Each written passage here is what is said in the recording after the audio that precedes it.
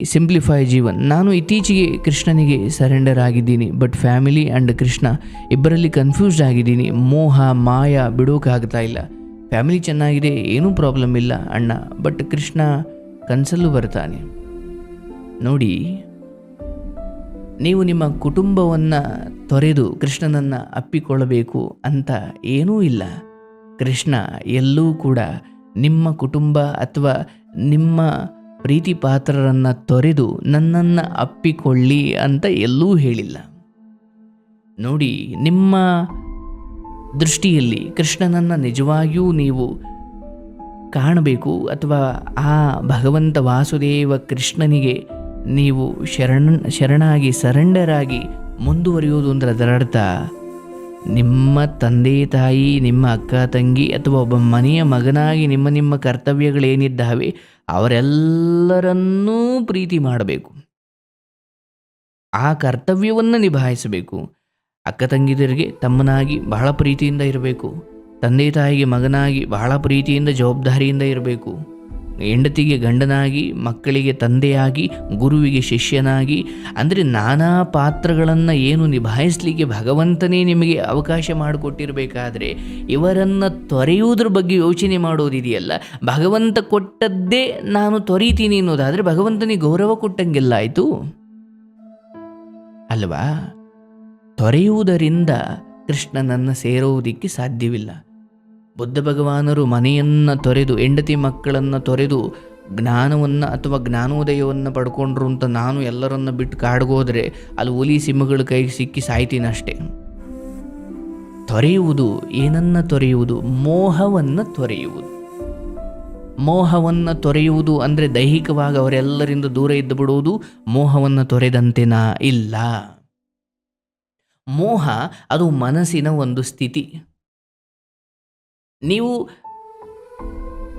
ಕೊಲೆಗಾರರ ನಡುವೆ ಇದ್ದರೂ ಕೂಡ, ವೇಶ್ಯೆಯರ ನಡುವೆ ಇದ್ದರೂ ಕೂಡ, ಅಥವಾ ಅನ್ಯಾಯದ ಅಥವಾ ಕೆಟ್ಟ ಮನಸ್ಥಿತಿಗಳ ನಡುವೆ ಇದ್ದರೂ ಕೂಡ ಅದ್ಯಾವುದನ್ನೂ ಅಂಟಿಸಿಕೊಳ್ಳದೆ ನನ್ನ ಗಮನ ಏನು ಮಾಡಿದ್ರೂ ಕೂಡ ಅದನ್ನು ಕೃಷ್ಣನಿಗೆ ಸಮರ್ಪಣೆ ಮಾಡುವ ಬುದ್ಧಿ ಇರಬೇಕು. ನನ್ನ ತಂದೆ ತಾಯಿ ಇರೋವರೆಗೂ ಅವರಲ್ಲೇ ನಾನು ಭಗವಂತನನ್ನು ಕಾಣ್ತೇನೆ, ಅವರ ಸೇವೆ ಮಾಡ್ತೀನಿ, ಅವರಿಗೆ ಕಣ್ಣು ತಪ್ಪಿಸಿ ಯಾವ ತಪ್ಪುಗಳನ್ನು ನಾನು ಮಾಡುವುದಿಲ್ಲ, ಅವರಿಗೆ ನಾನು ಋಣಿಯಾಗಿ ನಡ್ಕೊಳ್ತೀನಿ, ಅವರು ಹೇಳಿದ ಮಾತನ್ನು ಕೇಳ್ತೀನಿ, ಅಥವಾ ಅವರಿಗೆ ನಾನು ಸಂತೋಷವನ್ನು ಕೊಡಲಿಕ್ಕೆ ಯಾವಾಗಲೂ ಮುಂದೆ ಇರ್ತೀನಿ ಅನ್ನುವ ಈ ಆಲೋಚನೆಯೇ ಭಗವಂತನಿಗೆ ನೀವು ಅಭಿಷೇಕ ಮಾಡಿದಂತೆ. ಮೋಹ ಒಂದು ನಿಮ್ಮದಲ್ಲದ ಹೆಣ್ಣು ಅಥವಾ ನಿಮ್ಮದಲ್ಲದ ಮಣ್ಣು ಅಥವಾ ನಿಮ್ಮದಲ್ಲದ ಹೊನ್ನು, ಇದು ಯಾವುದರ ಮೇಲೆ ಒಂದು ಮೋಹ ಅಥವಾ ನೋಡಿ, ಈ ಮಾಯೆ ಅಂತ ಏನು ಹೇಳ್ತಾ ಇದ್ದೀರಲ್ಲ, ಅಪ್ಪ ಅಮ್ಮ ಈ ಬೆಳಗ್ಗೆ ನನಗೆ ಬಹಳ ಸಂತೋಷವನ್ನು ಕೊಟ್ಟ ಇದೇ ಅಪ್ಪ ಅಮ್ಮ ಸಂಜೆ ಯಾವುದೋ ವಿಚಾರವನ್ನು ಹಿಡ್ಕೊಂಡು ಇದೇ ಅಪ್ಪ ಅಮ್ಮ ನನಗೆ ಬಾಯಿಗೆ ಬಂದಂಗೆ ಬೈದರು. ನೋಡಿ ಎಷ್ಟು ವ್ಯತ್ಯಾಸ ಇದೆ.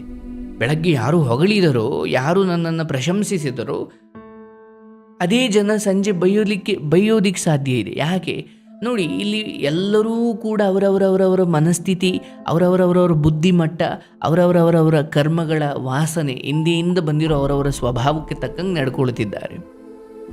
ಯಾರಾದರೂ ನನಗೆ ಬೈದಾಗ ನಿಜವಾಗ್ಲೂ ನನ್ನ ತಪ್ಪಿದೆಯಾ ಒಪ್ಕೊಳ್ಬೇಕು. ಇಲ್ವಾ, ಅಯ್ಯೋ ಪಾಪ ಅವರು ಚಿಕ್ಕ ವಿಚಾರವನ್ನು ದೊಡ್ಡದು ಮಾಡಿ ಅಥವಾ ಬೈದೇ ಹೋದರೆ ಅವರೊಳಗಡೆ ಇರೋ ಕೋಪ ಹೊರಗಡೆ ಬರೋದು ಹೇಗೆ? ಹಾಗೆ ನಿಮ್ಮನ್ನು ಬೈದು ಅವರು ಒಳಗಿರುವ ಕೋಪವನ್ನು ಹೊರಗೆ ಹಾಕ್ತಿದ್ದಾರೆ. ಸ್ವಲ್ಪ ನಾನು ಸಮಾಧಾನವಾಗಿ ಇದ್ದು ಬಿಡೋಣ, ಅವ್ರ ಒಳಗಡೆ ಇರೋ ವಿಷವನ್ನು, ಆ ಕೋಪ ಅನ್ನೋ ವಿಷವನ್ನು ಹೊರಗಡೆ ಹಾಕಿಬಿಡಲಿ, ಆಮೇಲೆ ನಾನು ಬೇಕಾದರೆ ಸಮಾಧಾನವಾಗಿ ಮಾತಾಡೋಣ, ಈಗ ನಾನು ಮಾತಿಗೆ ಮಾತು ಕೊಡೋದು ಬೇಡ ಅಂದರೆ ಒಬ್ಬರ ಬೈಗುಳ ಕೇಳಿಸಿಕೊಂಡಾದ ಮೇಲೂ ಅದರ ಹಿಂದೆ ಇಷ್ಟೊಂದು ವಿಚಾರಗಳಿದ್ದಾವೆ ಅಂತ ಯೋಚನೆ ಮಾಡುವುದಿದೆಯಲ್ಲ, ಇದು ಆ ಮಾಯೆಯಿಂದ ಬೈತಾ ಇದ್ದಾನೆ, ಹೊಗಳ್ತಾ ಇದ್ದಾನೆ ಇದೆಯಲ್ಲ, ಇದೆಲ್ಲ ಮಾಯೆ. ಮಾಯೆ ಅಂದ್ರೇನು? ಒಂದು ಗಳಿಗೆ ಹೀಗೆ ಕಂಡು ಇನ್ನೊಂದು ಗಳಿಗೆ ಇನ್ನೊಂದು ರೀತಿಯಲ್ಲಿ ಕಾಣೋದು. ಕಂಡಿದ್ದು ಸತ್ಯವಲ್ಲ, ಕೇಳಿದ್ದು ಸತ್ಯವಲ್ಲ, ಸತ್ಯ ಇನ್ನೇನೋ ಇರುತ್ತೆ ಅಲ್ವಾ? ಹಾಗಾಗಿ ಮಾಯೆಯ ಬದುಕು ಇದೆಯಲ್ಲ, ಒಂದು ಹೆಣ್ಣು ನಾನು ತುಂಬ ಇಷ್ಟಪಟ್ಟುಬಿಟ್ಟೆ, ಅವಳು ಕಂಡ್ರೆ ನಂಗೆ ಇಷ್ಟ, ಅವಳಿಗೂ ನನ್ನ ಕಂಡ್ರೆ ಇಷ್ಟ, ಇವೆಲ್ಲ ಒಂದು ಹಂತದವರೆಗೂ ಮಾಯೆಯ ಹಾಗೆ ಕಾಣುತ್ತೆ. ಬಟ್ ಸತ್ಯ ನಮಗೆ ದರ್ಶನವಾಗುವಷ್ಟರಲ್ಲಿ ತುಂಬ ನಷ್ಟ ಮಾಡ್ಕೊಂಡ್ಬಿಟ್ಟಿರ್ತೀವಿ. ಸಂಬಂಧವನ್ನು ಏನು ಅಪ್ಪ ಅಮ್ಮ ಅಣ್ಣ ತಂಗಿ ಅಕ್ಕ ತಮ್ಮ ಬಂಧು ಬಳಗ ಇವೆಲ್ಲವನ್ನು ತೊರೆಯುವುದು ಅಧ್ಯಾತ್ಮ ಅಲ್ಲ. ತೊರೆಯುವುದು ಅದೊಂದು ರೀತಿಯ ಸನ್ಯಾಸತ್ವ. ಆದರೆ ನೀವು ಇದ್ದುಕೊಂಡೇ ಕೃಷ್ಣ ಹಾಗೆ 16,000 ಹೆಣ್ಣು ಮಕ್ಕಳಿಗೆ ಒಂದು ದಾರಿಯನ್ನು ತೋರಿಸಿ ಸ್ತ್ರೀಲೋಲ ಅಂತ ಕೃಷ್ಣನನ್ನು ಕರೀತಾರೆ. ಅದರ ಅರ್ಥ ಹೆಣ್ಣಿನ ಚಪಲ, ಹೆಣ್ಣಿನ ವಿಚಾರವಾಗಿ ಕಾಮುಕ ಬುದ್ಧಿ ಕೃಷ್ಣನಿಗಿದ್ದದ್ದಲ್ಲ. ಕೃಷ್ಣ ಎಲ್ಲರ ನಡುವೆ ಇದ್ದುಕೊಂಡೇ ಆ ವೈರಾಗ್ಯವನ್ನು ಕಂಡುಕೊಂಡ ಮಹಾನುಭಾವ. ನಾವು ಹಾಗೆ ಯಾವುದಕ್ಕೂ ಅಂಟಿಕೊಳ್ಳದೆ ಮಾಡಬೇಕು, ನಮ್ಮ ಕರ್ತವ್ಯ ಮಾಡಬೇಕು, ಜೊತೆಗಿದ್ದಾಗ ಚೆನ್ನಾಗಿ ನೋಡಿಕೊಳ್ಬೇಕು. ಹೊರಟ್ರ ಎಲ್ಲಿಂದ ಬಂದಿದ್ರೋ ಅಲ್ಲಿಗೆ ಹೋಗ್ತಿದ್ದಾರೆ ಅನ್ನೋ ಸತ್ಯವನ್ನು ತಿಳಿದು ನಗುತ್ತಾ ಅಥವಾ ಸಂತೋಷವಾಗಿ ಜೀವನವನ್ನು ಮುನ್ನಡೆಸಲೇಬೇಕು, ಬೇರೆ ದಾರಿ ಇಲ್ಲ ಅಲ್ವಾ? ಹಾಗಾಗಿ ನನ್ನ ಮನೆಯವರನ್ನೆಲ್ಲ ಬಿಟ್ಟರೆ ನನಗೆ ಕೃಷ್ಣ ಸಿಗ್ತಾನ? ಇಲ್ಲ. ಮನೆಯವ್ರನ್ನೆಲ್ಲ ಬಿಟ್ಟರೆ ನಿಮಗೆ ರೋಗ ಸಿಗುತ್ತೆ, ಅಜ್ಞಾನ ಸಿಗುತ್ತೆ, ವಿಶ್ವಾಸ ಹೊರಟು ಹೋಗುತ್ತೆ, ನಿಮ್ಮ ಜೀವನ ಸ್ವಯಂ ನಿಮಗೆ ಜಿಗುಪ್ಸೆ ಅನ್ನೋಕ್ಕೆ ಶುರುವಾಗುತ್ತೆ ಅಲ್ವಾ? ಎಲ್ಲರ ನಡುವೆ ಇದ್ದು ಸಂತೋಷದಿಂದ ಕುಟುಂಬವನ್ನು ಪಾಲನೆ ಮಾಡ್ತಾ ಲಾಲನೆ ಮಾಡ್ತಾ ಬಂಧು ಬಾಂಧವರು, ಒಡ ಹುಟ್ಟಿದವರು, ಅಣ್ಣ ತಮ್ಮಂದಿರು, ಅಕ್ಕ ತಂಗಿಯರು ಇವರೆಲ್ಲರನ್ನೂ ಕೂಡ ಪ್ರೀತಿಯಿಂದ ಸಂತೋಷಪಡಿಸ್ತಾ ಅವ್ರಿಗೆ ನಿಮ್ಮ ಕಂಡ್ರೆ ಇಷ್ಟ ಇಲ್ಲದೆ ಹೋದರೂ ಪರವಾಗಿಲ್ಲ, ಯಾರಿಗೆ ನೀವಿಷ್ಟ, ಯಾರಿಗೆ ನಿಮ್ಮನ್ನು ಕಂಡ್ರೆ ಇಷ್ಟ ಅವರನ್ನು ಸಂತೋಷಪಡಿಸಿ, ಅವರನ್ನು ಕಾಪಾಡಿಕೊಳ್ಳಿ. ಅದರಲ್ಲಿ ನಿಜವಾದ ಆಧ್ಯಾತ್ಮ ಇದೆ.